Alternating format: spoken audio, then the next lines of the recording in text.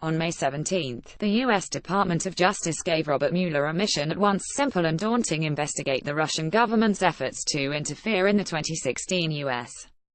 presidential election, uncover any coordination between Moscow and members of Donald Trump's campaign, and prosecute any crimes that were committed in the process. Since Mueller took up that task, the special counsel has held the country in his thrall.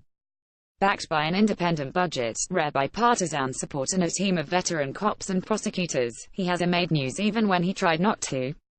Loose-lipped lawyers for Trump and his associates leaked details of the probe to the media. Scraps of evidence made their way into public view from separate investigations in Congress. And the president, not known to be a target of the probe himself, fumed publicly as his first year in office was consumed by the once-in-a-generation spectacle of a powerful prosecutor on the trail of the president's men. Watch why the silence breakers are the 2017 Person of the Year. Tension rose when the special counsel started laying out his case.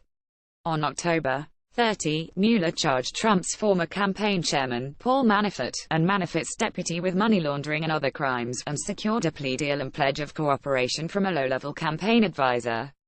A month later, on December 1, Trump's former national security advisor, retired Lieutenant General Michael Flynn, pleaded guilty to a single charge of lying to the FBI and swore to tell Mueller everything he knew about contacts that he and others had with Moscow. As the investigation edged closer to Trump himself, and speculation ramped up about where it would all lead, it was easy to forget the essential dynamic of how it all began. Washington is all about rules. One branch of government writes them, another settles arguments about them, the third enforces them. The high political drama of 2017 flowed from the arrival in our nation's capital of a roguish figure elected on the exhilarating notion that rules are to be flouted. But what felt liberating on the campaign trail proved challenging in a city built on constraint, where every 12th resident is a lawyer, or an officer of the court. There is barely a handful of people in all of America with the reputation and experience to take on the task of untangling a multi-pronged Russian influence operation from one of the most disorganized presidential campaigns in memory. After Trump fired FBI Director James Comey in May, initiating a crisis at the very top of government, the sighs of relief in Washington were audible when Deputy Attorney General Rod Rosenstein named Robert Swan Mueller III to the task of investigating. Democrats and Republicans alike praised the patrician former Marine. Even Newt Gingrich, a close Trump ally, tweeted that day, "Robert Mueller is superb choice to be special counsel. His reputation is impeccable for honesty and integrity." Mueller leaves a closed meeting on June 21 with the Senate Judiciary Committee about Comey's firing Alex Wong. Getty Images. Mueller served in Vietnam from 1968 to 1969, was wounded in combat and earned a Bronze Star with AV for Valor, a Purple Heart and 2 Navy Commendation Medals. He got his law degree from the University of Virginia, and after a few years at a white shoe firm, joined the U.S. Attorney's Office in San Francisco. George W. Bush brought him back to Washington to be No. 2 at Justice, and he was sworn in as director of the FBI 7 days before Sept. 11, 2001. In that job for 12 years, Mueller reshaped the Bureau to tackle the growing threat of transnational terrorists, a Herculean undertaking for an agency that viewed intelligence and national security as secondary missions to beat-level criminal busts.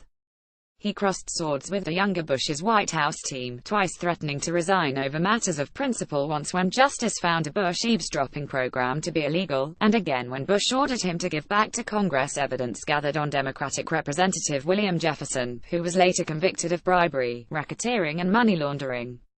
For all his professional credibility, however, Mueller's efforts as special counsel have not gone unchallenged. In June, one of Trump's lawyers publicly entertained the idea that the president might fire Mueller because some said the investigation was expanding beyond its original mandate, which in fact is to investigate any crime he may find. That month, Trump tweeted that the Mueller investigation was a witch hunt, and accused some members of the team of bias. By the fall, the editorial board of the Wall Street Journal had called for Mueller to resign. The pressure has hurt the president more than the prosecutor.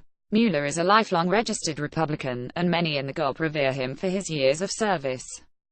2 Republican senators, Tom Tillis and Lindsey Graham, proposed legislation protecting the special counsel from firing, while conservative commentators lambasted Trump for meddling.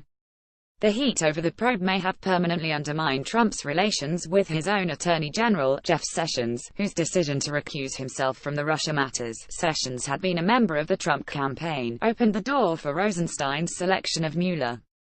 For all the focus on Trump and his inner circle, the Russia investigation is about something bigger than the conduct or outcome of the presidential campaign.